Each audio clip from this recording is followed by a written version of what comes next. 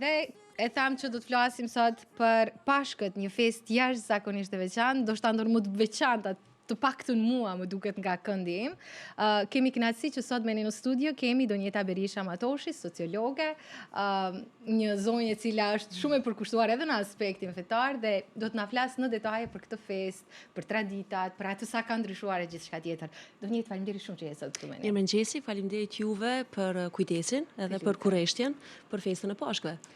Një festë shumë e veçantë. Gjëja e parë që na bjen në mend për Pashkët janë këto vezë të dekoruara. Nuk e di nëse po më dëgjon Nora Kelmendje, ka një 3 vjet që po i pres këto vezë të dekoruara për Pashkë, ende s'mi ke sjell. E ke mundsinë edhe sa. E përmenda si detaj, sigurisht ka edhe shumë elemente të tjera që ndërlidhen. Pashkët në fakt janë festa kryesore për katolikët, për shkak se janë 2 festat, si me thonë, që janë më të rëndësishme, është Krishtlindja dhe Pashkët, po përdesa për Krishtlindje festojmë lindjen e Krishtit dhe të gjithë ne lindim. Pashkët janë të veçanta dhe kanë peshën e tyre më të madhe për shkak se ne festojmë ringjalljen e Krishtit. Dhe ringjallja ka pas vetëm maj. Të gjithë ne tjerët jemi të vdekshëm.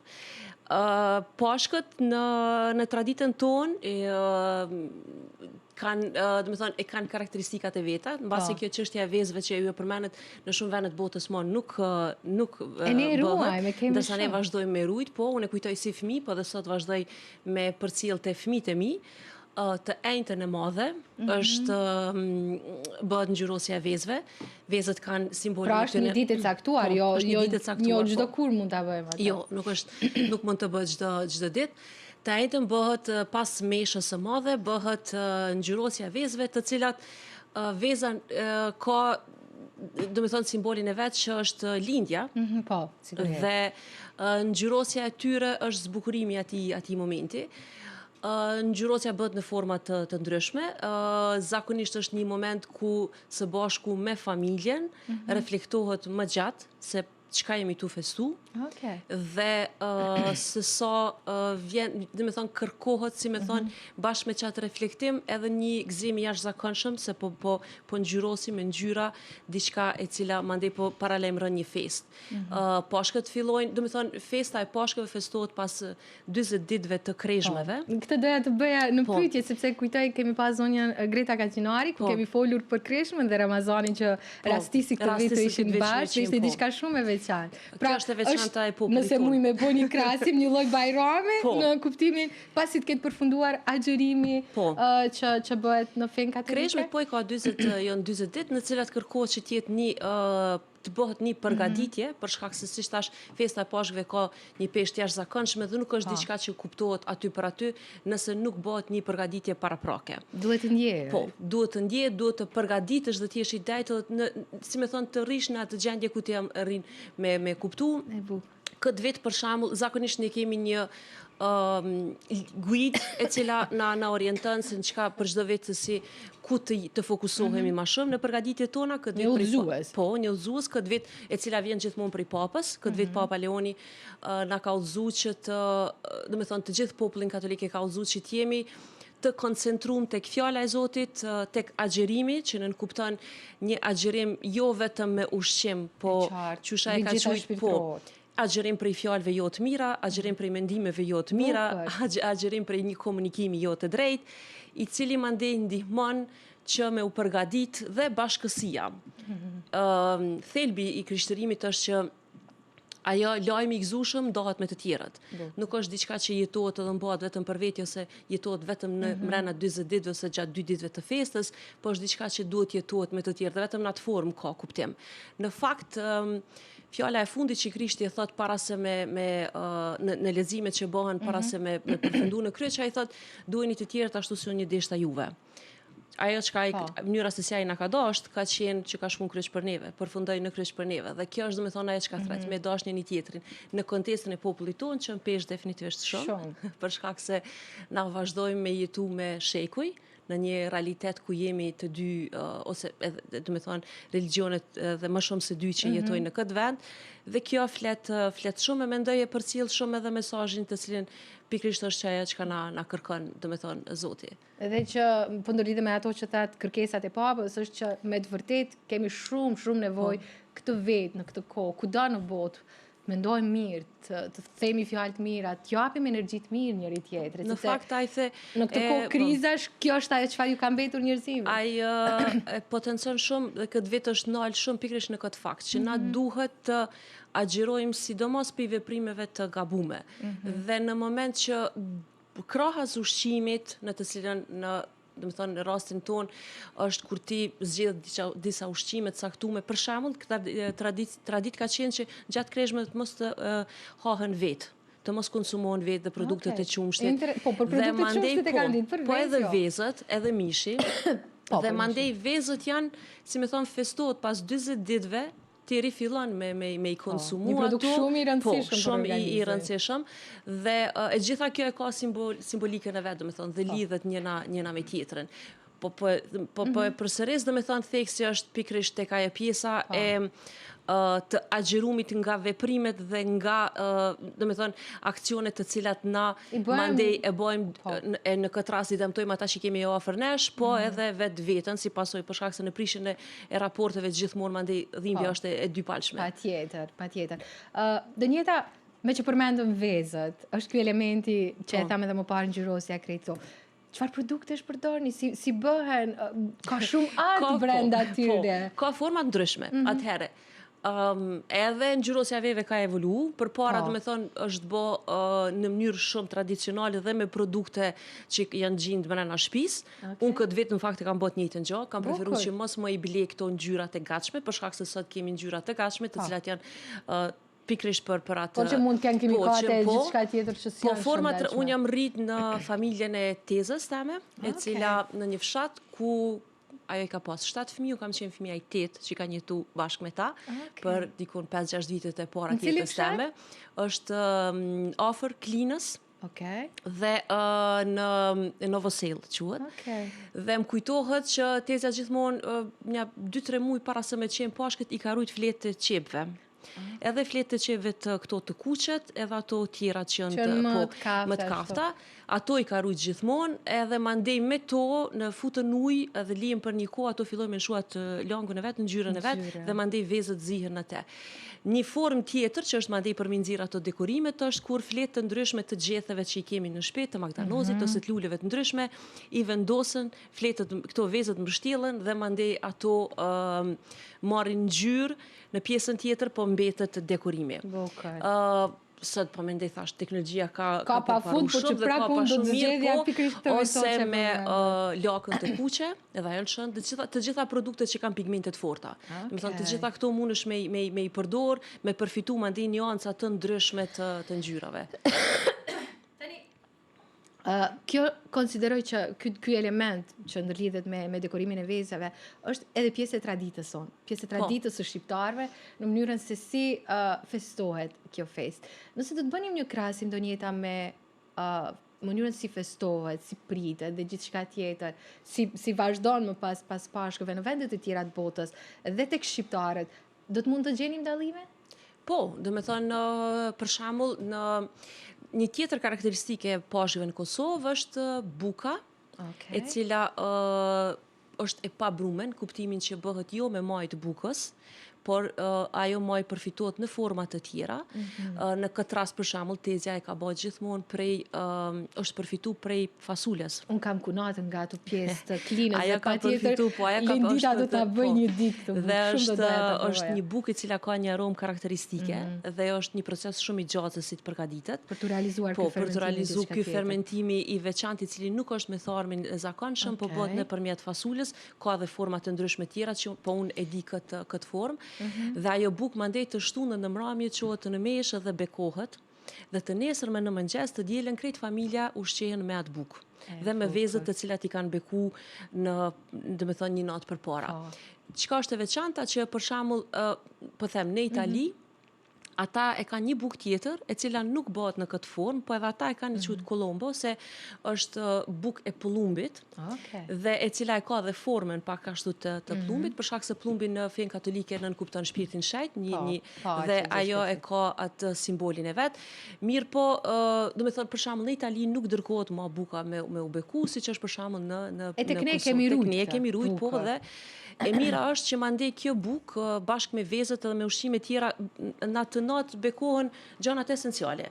Do thotë djathi, buka, veza, gjanat qepët, gjanat që na i përdorim për çdo ditë. Dhe mandej të nesërmen bëhet një mëngjes me këto. E gjithë familja hajnë së bashku dhe mandej dalim me vizitu familjarët, ku edhe mandej shkëmbehen vezët. Mund kujtohet si fëmijë, vazhdon hala me qenë fakt të djerë mas meshës është bojë njëjta gjë. Mandej fëmijët provojnë me pa me i godit njëri tjetër për me pa cila është më e fortë. Dhe mandej aty fituan, do me thonë, cili ti ka qellu si me thonë një vezë që e cila është më e fortë, ka forma se si mandej bëhen këto goditjet bashkë njëri me tjetrin, po është si me thonë gëzimi që dhe mandej sigurisht këto vezë janë konsumu për shkak se janë ngjyros me produkte të cilat kanë qenë pa do me thonë elemente të damshme. Kjo është një Sot kemi vezë të cilat ngjyrosen me këto elemente. A do t'i preferoje që t'i konsumonim ato? Një ditë, dy, mas ndej, po. Jo, këto me që bën me do me thonë, me ngjyrat fabrikume, jo, definitivisht. Për shkak se me gjithat ka substanca po të cilat veja e thith, po me këto që bën me produkte natyrore, po. Një ditë, dy, pastaj, po. Edhe është, me thonë, pastaj dilet me vizitu familjarët, zakonisht është një fest kështu ku me një gotë raki, e me pak vezë, me pak djath, urokët, e shumë dashni. E shumë dashni. Dhe mandej është dreka, në të shtunën, zakonisht është një ditë të cilën nuk konsumohet mishi, mirë po, do me thonë, është agjerim për mishi dhe për darkë është peshku, ndërsa të nesërmen, dreka është me mish, në këtë rast mish vici ose mish tinqi, varsisht prej preferencës, po i ka këto elementet e veta, do me thonë që përcjellen për çdo gjenerat. Dhe duhet të ndalem pikërisht te ky elementi që përmendet vizitat në familje. Është jashtëzakonisht i rëndësishëm. Në këtë kohë ku ne kemi kohë për gjithçka, po jo për njëri tjetrin, jo për familjet, jo për njerëz të zemrës, unë them shpesh. Këto festa na kujtojnë sa të rëndësishme janë lidhjet tona familjare. Dhe konsiderojnë aspektin shoqëror është një element jashtëzakonisht i rëndësishëm. Në fakt, në lagjën për shembull ku jetoj unë nuk kam familjar aty shumë afër rreth shtëpisë. Mirë po, dje bashkë me djalin i kemi shpërnda kojshive tonë të cilët nuk janë katolik, po ju kemi shpërnda vezë dhe bukë të bekume, dhe kjo është një rast jashtëzakonshëm, po në fakt thelbi i festës edhe i të festumit të lajmit i mirë është pikërisht kjo që me nda me tjetrin. Dhe mandej nuk ka barriera, për shkak se do me thonë, Krishti nuk ka thonë asnjëherë që unë i dalloj vetëm ata që janë të mitë. Në fakt, ai ka thonë, unë ka marrë për ata të cilët janë vështirësi, ata që veç janë me mu, është këtë në rregull. Unë ka marrë për atë delën e cila ka, ose jam këtu për ata për të gjithë, pa dallim. Dhe kështu që unë nuk shoh ndonjë vështirësi në kuptimin se ndonjë pengesë pse këto festa nuk ish dashur me i festu me të tjerët. Ne kemi meqe familjarë të cilët janë festojnë Bajram dhe shkojmë edhe i ndajmë festat me ta, dhe kjo është shumë pozitive. Menoj që në ditën e sodit, duke pas parasysh trendet jo shumë të lehta në të cilat është u kalu Kosova, është definitivisht shumë e rëndësishme që na me i kujtu se si këto festa i kanë festu gjyrshit e prindrit tonë, edhe me kuptu sa e rëndësishme është që me majtë si me thonë, atë tradit, dhe jo me u fokusu të aja që ka na dalën, po shumë ma shumë të aja që ka na bashkon. Dhe që kemi shumë elemente të kësaj natyre. Mu interesant të di komentet që morën nga fqinjët, kur ju dërgove vezët. Fëmijët lumtën për vezët, me një herë kurioz, po. Unë ende kujtoj vetën si fëmijë lumtur kur djali filloi me një herë me i mësu se çka duhet me bë, ç'është duhet me lujt lojën bashk. Sigurisht që ka kuriozitet edhe për bukën e bekume, për shkak se ka një aromë të veçantë, ka një shije të veçantë, dhe sigurisht që ishin të lumtur. Mendoj që nëse na nuk nalemi me u paragjyku se çka mundet me thonë tjetri, po e bëjmë më të mirën për nesh, atëherë definitivisht edhe tjetri ka me pa veprimin e mirë, edhe ka me unis vetëm për asaj pjese, dhe jo duke e paragjyku. Nga një herë na e frenojmë veten pikrisht duke jemi ne ata që i krijojmë barierat. E çka mundet me menu tjetri. Nëse nisemi prej një qëllimi të mirë, atëherë nuk ka kur gjë të keq. Të njëjtën çka kemi bërë për Krishtlindje, thashë kemi bërë për Bajram, i kemi vizituar miqtë familjar, kështu që është diçka që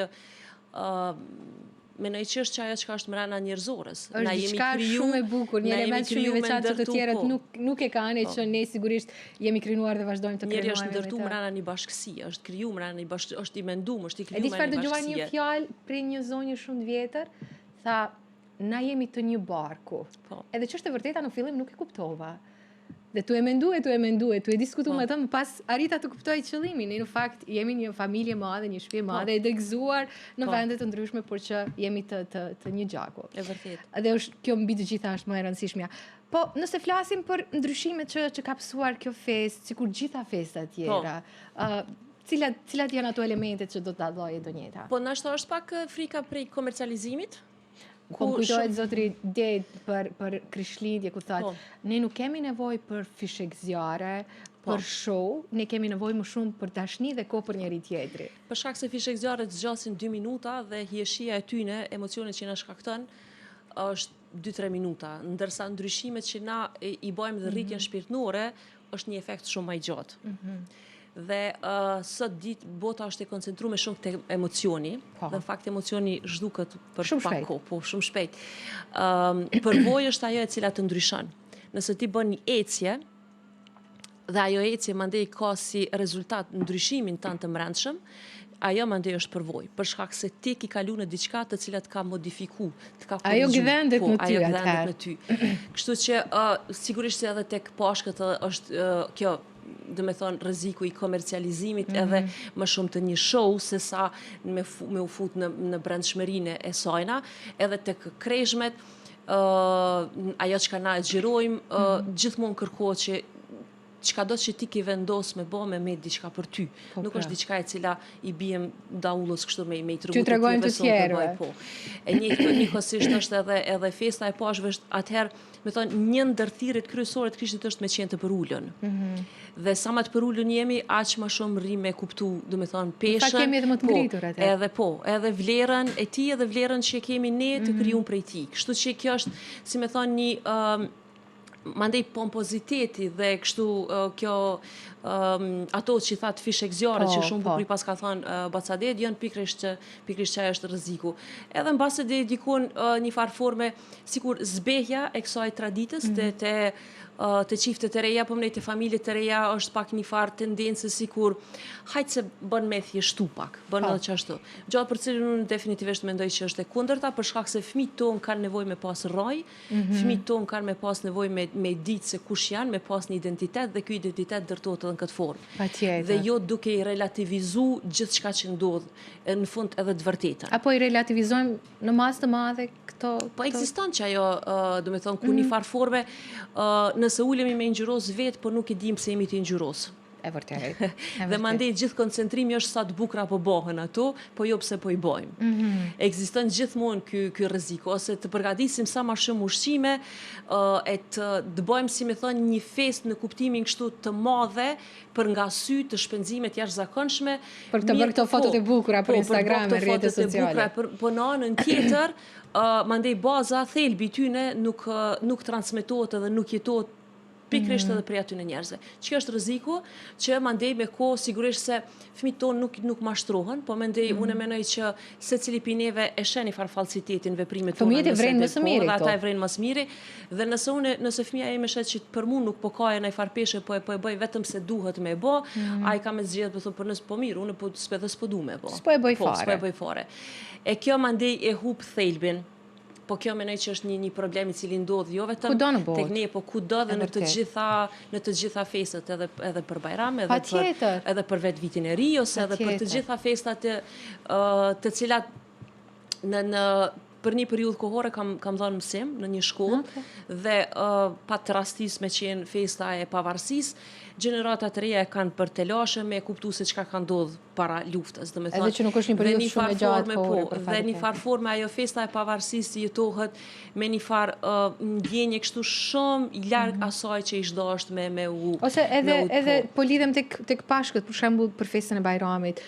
Kujtojnë bombom kemi pas një farë diskutimi, apo ikim deti e po e lojmë shtëpitë e zbrazura. Ngjanë e njëjta edhe tek besimtarët katolik? Në gjanë, si krejt, me thonë as besimtarët katolikë nuk janë imun në ndaj trendeve. Sigurisht, jemi njerëz të gjithë. Dhe sigurisht se kjo ka të bëjë shumë pikrisht tash me ato se sa na I kemi të bëra këtë pyetje të ndërlidhje pikërisht për atë elementin që përmende pavarësinë, sepse nëse ne nuk arrim të kushtojmë rëndësi dhe ti mësojmë fëmijët tanë për një diçka kaq qëndësore për një popull siç është pavarësia, sikur nuk po gjejmë kohë. Sikur e kemi pak këtë farë tendencën që nuk po kam kohë me transmetu ose me diskutu. Se nuk po e gjejmë këtë kohë? Për shkak se menoj që ka të bëj pikërisht me qash zbrastin që na e kemi mrena nesh. Dhe me thonë është një element I cili ka fillu mu zbej mrena nesh e mandi domosdoshmërisht e transmetojmë edhe të tjerët. Dhe pasojat kemi me I vrejt shumë shpejt. Edhe po vrehen faktikisht. Edhe po vrehen. Po them gjatë kohës kur unë kam qenë të dhomësim, është ka qenë shumë e dhimbshme.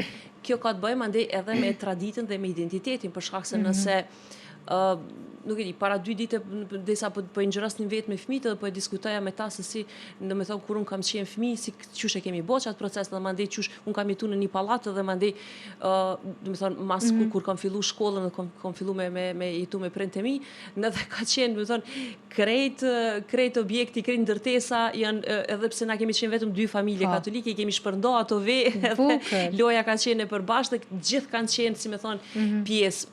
Ajo masane ka bëjë që me pas ma pak paragjykime, për shkak se nëse të njoh ty dhe ti më njeh mu, na kemi ma pak paragjykime për një tjetrin. Nuk mund të mendojmë gjëra që janë. Ndërtojmë barriera dhe nuk I komunikojmë këto vlera njëri tjetrit, atëherë fillojmë me pas paragjykime të cilat mandej janë barriera kryesore edhe shkakton ndasi dhe veprime të cilat mandej nuk janë edhe pozitive karshi njëri tjetrit.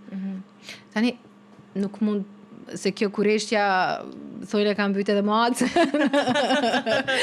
por nuk mund të mos pyes se e përmende 2-3 herë këtë elementin që një kohë ke jetuar të tezja dhe më pas ke arte prindërit kur ke fillu shkollë për shkak se mami ka punu edhe s'ka mujt me kujdes për mua dhe është dash tezja me kujdes për mua. Sa bukur. Tezja ka qenë jashtëzakonshme.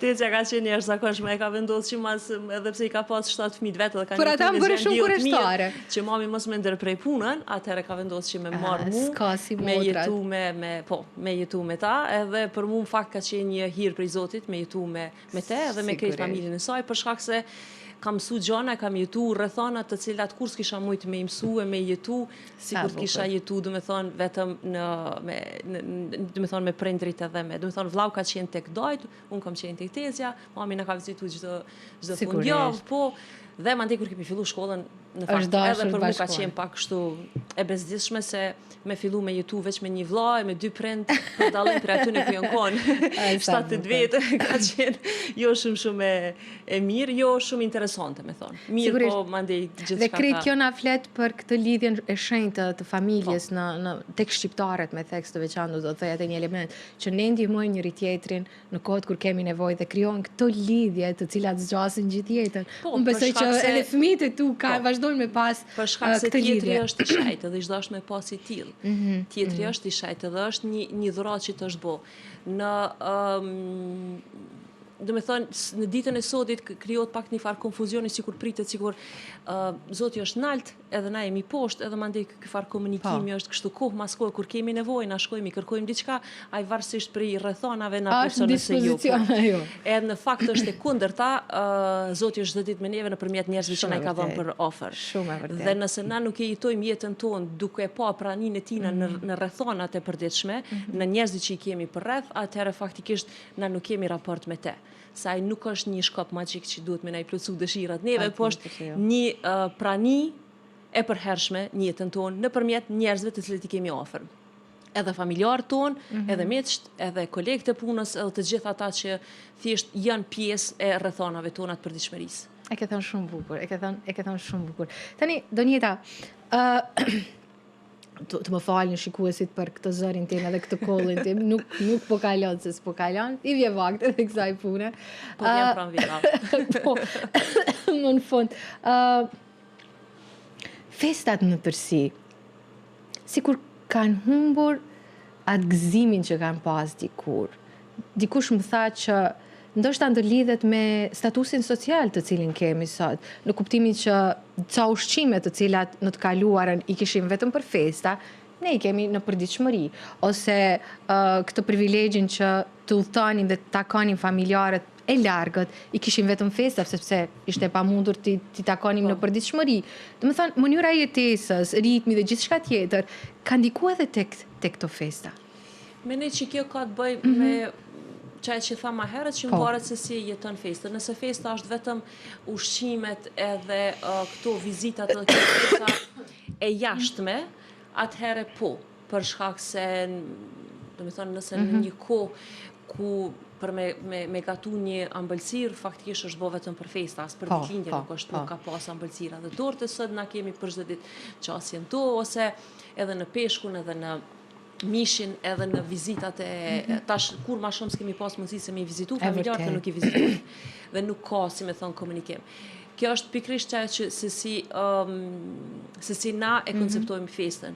A nalemi në thelbin e sajna dhe me të vërtet po e festojmë një ngjarje cila ka ndodhur dhe ndodh për çdo vjet, apo thjesht është pikrisht që e pjesa e dritave, e fishek zjarreve, e veshjeve kështu, si me thonë, një rast ku unë mund të me show up me pjesën e jashtme, po nuk ka kur gjë të mbrëmshme. Në moment që na këto dyja, do me thonë, si me thonë, varet ku orientohemi dhe ku e bazojmë jetën tonë. Nëse na jemi do me thonë, mundohemi me kultivu ato që thash, ato 40 ditë krejshme, janë për një periudhë, një ecje për secilin prej neve, për të përgatit, atëherë gëzimi ka me qenë. Për shkak se, si me thonë, është një ecje në të cilën ti e ki për qëllim me mrinjë një pikë caktume dhe mandej mrinjë aty. Nëse, si me thonë, kjo është vetëm pjesë e diçka që duhet me qenë, po si me thonë, kohë pas kohë, bana pjesën e disa veprimeve dhe mandej zgjedhi që me qenë kështu i dyfisht në veprimet tona, ku po bëj pak kështu, po mandej po bëj edhe pak qashtu, po zgjedhi, do me thonë, vetëm ato që ka mu po më pëlqen. Do me thonë, religioni nuk është një dyqan ku na shkojmë e marrim ato që na duhet. Ato që na duhet ose ato që na pëlqen. A është një tanësi të cilën mandej na duhet me marrë, me verifiku mrena vetës tonë edhe me gjetë vetën. E njëjta gjë është edhe për traditën. Është një prif shumë i njoftër italian, Don Giussani, ai thotë që tradita është si një çantë të cilën na në moment që i lindim na e qesin krah. E kemi me vete. Edhe kemi me vete dhe mandej është e jona. Disa njerëz vendosin me bajt ton jetën, pa e ha pas një herë çantë dhe me pas se çka me majtë, çka me hek prej saj. E disa njerëz tjerë vendosin me hap edhe me fillu me verifiku se çka më duhet prej saj e çka jo. Dhe mandej në atë rast po, dhe në atë rast kur unë filloj me pas se çka ka në çantë, do me thonë në tradit, filloj me verifiku se cilin prej saj, a është diçka që mu më rrin apo jo, a është diçka që dhe pse më është dhonë, cila është pesha e sajna. Dhe në moment që na filloj me reflektu për një gjë, mase ne ajo si më thonë, mbajmë qëndrim. Jemi të thirrur me gjyku dhe me mbajt një qëndrim për gjitha këtu. Duke vendos me një logjik të shnosh, e jo vetëm në atë që ka thuhet, dhe më thonë ajo fryma, trendi, ajo që ka po ndodhë për rreth dhe pse duhet edhe unë të bëjmë si të tjerë. Vazhdojmë me i përcjell disa trendet të cilat në basën thellë bas nuk na përgjigjen dhe nuk na japin kur gjë mrena vetës. Mirë po, është për shkak se të tjerët po e njekin, atëherë po vazhdoj edhe në bashkë me turmën. Qëllimi është që mos me qenë turma. E vërtet. Dhe mbi të gjitha shumë e rëndësishme në kohët e sotme që të mos jemi turma. Dhe kur jemi tek kjo gjë, ajo që më bën përshtypje Donjeta është që ne ko pas kohe, nëse shohim në rrjetet sociale, nëse lexojmë artikuj të ndryshëm, ko pas kohë del sikur po krijohen grupacione të ndryshme fetare në vendin tonë, të cilat në fakt po dëmtojnë këtë harmoninë që kemi pasur gjithë këta shekuj. Por, kur vjen festat, e shohim që këto janë thjesht gjëra që ndodhin në rrjetet sociale, që ndrojnë larg realitetit. Unë për shembull, çdo Bajram e para që më uron është motra Smila, dhe unë nuk mundem mos me e përmend, dhe çdo fest unë nuk mund të harroj motrën Smila, apo motrën Zoj, apo të tjerë njerëz që janë besimit katolik apo edhe besimeve tjera, të cilët janë të glumtur që po të urojnë një fest që ty të bën me undi mirë, që është e jotja. Dhe me aturim do me tregua fërsinë e vet. Pikërisht. Në fakt është shumë tash trendet, po mendoj kjo rrjetet sociale janë një telashe për këtë gjë. Është kjo gjuha urrëties së tmerrshme, por në realitet në shoqëri qëndron ndryshe, nuk është ashtu si prezentohet. Fatkeqësisht, kjo qasja që unë me thonë ato që ka menoj në çdo moment, edhe pa e për ty pak, po me qitë kështu jashtë me njëherë, pa e pas idenë as çka po them, është definitivisht shumë e damshme, jo vetëm për aspektin religios, por për të gjitha. Do me thonë, urrejtja që ekziston në gjuha e cila përdoret është shumë lënduse, edhe shumë fyse. Një shoqe po tregon para pak ditëve në një ambient, në një kurs të një gjuhës, po thotë, të hanë nuk kemi mësim për shkak se janë pashkët edhe njëra prej të pranishme aty, thotë, po janë pashkët ortodokse, thotë, jo, nuk janë ortodokse, thotë, janë pashkët katolike, thotë, po njëjtë janë, thotë, edhe ashtu, edhe ashtu. Dhe, do me thonë, kjo zgjedhja jonë me që shumë ignorant, po, ignoranca është e jashtëzakonshme. Do me thonë, sot mendohet sikur vetëm se kam qasje drejt për drejt në informat, unë jam i dishëm. Qasja në drejt për drejt në informat nuk të bën të me njoft realitetin. Për kundrazi, po mendoj, nëse ti nuk mandej, pikërisht kjo mundësia që secili me thonë të vërtetën e vetë, duke relativizu të vërtetën e që është ajo pikrisht e vërteta, mandej, do me thonë, kjo bjen deri te një ignorancë e cila mandej krijon edhe të lash, edhe ndasi dhe ndjen jo të mirë. Personalisht, po më kam 45 vjet jetë edhe asnjëherë nuk jam një frustrume ose në kuptimin sikur jam pakicë dhe tash ti kjo më do të më bëj pak më uni jo mirë ose jo barabart me shumicën, ndoshta për shkak se jam rrit në një familje të cilët gjithmonë më kanë bërë me kuptu që vlera jame nuk ka të bëj ajo pjesë e shumicës apo e pakicës, po thjesht unë vlej për shkak se unë si individ. Unë si individ, për shkak se më është dhënë jeta dhe, si me thonë, ai që më ka kriju, ma jep, do me thonë, si me thonë, vlerën kryesore. Shumë e rëftit. Dhe mandej pjesa tjetër është diçka që dhe nuk kam pas asnjëherë, do me thonë, këtë tendencën që me uni, edhe pse, do me thonë, rrethonat nga njëherë të fusin në lajthit e tjera, edhe të bojnë me uni, tentohet me u bojnë. Nëse hiq asgjë s'bëjnë, paktën të bëjnë të mendosh për të. Jo e barabart, por menoj që kjo ka të bëjë shumë me karakterin tonë dhe me identitetin tonë, dhe sa na me të vërtet dojmë, do me thonë, me i pa vlerat edhe çka kush jam unë, edhe nëse unë e kam lind në Kosovë, ekziston një arsye pse unë jam në Kosovë. Zotë e di pse më ka sjellë këtu. Kështu që nuk menoj që duna me kufizu veten në atë formë. A është e dëmshme? Po, definitivisht, për mua shumë e dëmshme, sidomos kur fëmijët komunikojnë gjëra të tilla. Unë e shoh që prindërit sot nuk kanë filtra fare dhe në shkollë fliten, në familje fliten, komunikohen gjëra të cilat mandej fëmijët me të drejtë, për shkak se ata nuk halon, nuk i kanë këto filtrat ton, ata e qesin që ashtu qysh e kanë marrë prej familjes. Ata janë pasqyra jon. Po, dhe mandej ajo sigurisht që është e dëmshme, edhe më ne që në këtë rast domi më i madh i bëhet pikërisht atyne, për shkak se transmetohet aty në fëmijëve të pavërteta dhe ngarkohen me paragjykime të cilat nuk ka kur gjë të mirë prej tyre. Dhe për fat të keq këto bëhen prej atyre që kanë më së paku njohuri rreth fesë, rreth shoqërisë. Po, është kjo në ka lexuar diçka dikun dhe ju ka shku për shtatja ajo. Është një shprehje që thotë me përkthysh Shqip është, dhe me thonë, ignoranca është një bishe madhe. Shumë fjalë bukur që nga. Dhe në fakt, ignoranca është një bishe madhe dhe është fatkeqësi kur na mandej këtë e gjejmë një farë komoditetin, ignorancën tonë dhe vazhdojmë me ushqy kështu pa asnjë. Këtë bishën e ushqejme e bëjmë edhe më të madhe. Vazhdojmë me ushqy dhe ajo mandej vazhdimisht prodhon, do me thonë, gjeneron energji, po edhe veprime shumë negative karshi tjerëve. Do njëta unë e shijova në maksimum këtë bisedë.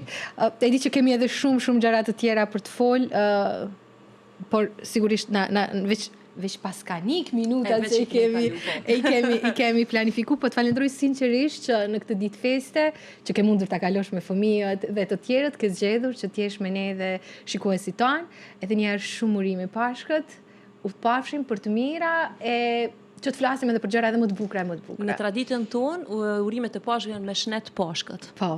E me zemër të bardhë. Shumë që unë uroj me shnet Pashkët dhe me zemër të bardhë, të gjithë atyre që po na dëgjojnë. Të falenderoj shumë ty për kuriozitetin e mirë, për mundësinë që me i nda bashk, edhe me tentu, do me thonë që me përhap, dhe me thonë një energji pozitive, e që një pësisht po një informata të vleshme të cilat këtë na mujnë me na shërby për me pas menime ma të mira për njëri tjetrin. Si ishte edhe njerë, me shnet Pashkët e me zemër të bardhë. Atëherë, kështu, kam një listë të gjatë që do të uroj Pashkët. A mund të fokusohem darda? Po. Me shnet pashkët e me zemër të bardhë, motrës Smil, motrës Zoj, motrës Lindit, motrës Hana, po mbi të gjitha me shnet pashkët e me zemër të bardhë, tetes Adelit, që gjithmonë ka mendu sa herë ka përgatit vezët për fëmijët e saj, ka mendu edhe për mua dhe vëllezërit e mi. Shumë përqafime për gjithë miqtë e mi që kam një listë shumë të gjatë që i takojnë besimit katolik, por unë do të thoja me shnet pashkët e me zemër të bardhë për gjithë shqiptarët kudo që janë. I bashkangjitur në urimin. Faleminderit. Faleminderit ju.